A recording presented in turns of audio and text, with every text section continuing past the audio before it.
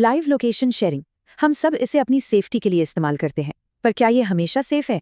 सोचिए, लोकेशन तो भेजिए आपनों को, पर उसे कोई और भी देख रहा हो, कोई बिल्कुल अनजाना।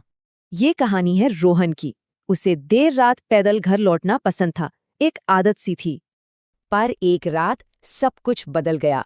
उसके फोन पर एक अजीब सा नोटिफिकेशन आया।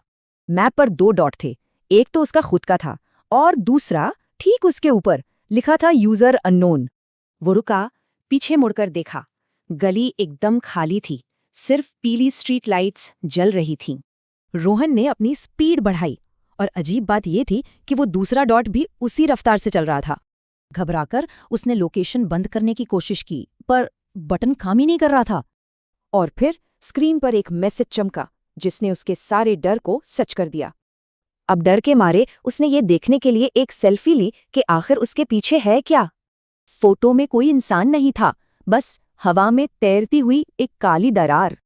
वो समझ गया, ये कोई इंसान नहीं था, ये कुछ और था। ये दरार असल में एक रास्ता था। वो तेजी से अपनी बिल्डिंग की तरफ भागा। अंदर पहुंचकर उसे लगा कि अब वो सुरक्षित है। पर जैसे ही वो लिफ्ट में घुसा, फोन पर नया मैसेज आया, टारगेट से दूरी 0 मीटर। तभी लिफ्ट के शीशे में उसे अपनी शर्ट पर एक छोटा से डिजिटल मार्कर चमकता हुआ दिखा। अचानक उसका फोन बजा, एक वीडियो कॉल, उसके ही अपार्टमेंट के अंदर से। वो चीज घर पहुंच चुकी थी। कॉल पर उसे अपना ही बेडरूम दिख रहा था और कैमरा धीरे धीरे मेन दरवाजे की तरफ आ रहा था। रोहन अपनी ही चौखट पर जम गया था, ताले में चाबी और दरवाजे के उस पर वो चीज। जैसे ही उसने चाबी घुमाई, फोन से एक आवाज आई, पहुंचने के लिए शुक्रिया, डेटा कलेक्ट हो गया है। उसने दरवाजा खोला, अंदर कोई नहीं था, लेकिन तभी उसका फोन हवा में खिंच गया। और फिर रोहन का शरीर भी झिलमिलाने लगा। वो धीरे धीरे एक डिजिटल सिग्नल बन रहा था।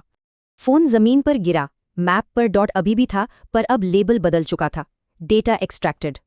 तो ये सोचने वाली बात है, अगली बार जब कोई अपनी लोकेशन शेयर करेगा तो क्या मैप पर सिर्फ एक ही डॉट होगा